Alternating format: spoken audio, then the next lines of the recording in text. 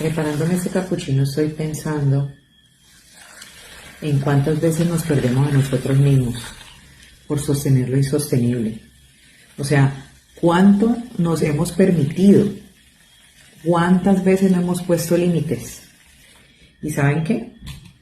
A veces le pregunto a las personas, ¿cómo vas con el tema del amor propio? ¿Cómo vas con ese amor propio que te das? Me dicen, no, yo me doy mucho amor propio.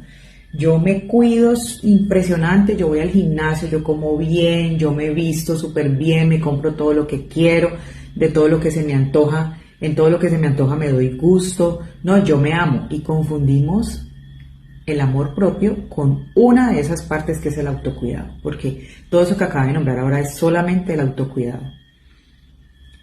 Y se nos olvida el tema de poner límites. Sosteniendo lo insostenible nos perdemos a nosotros mismos.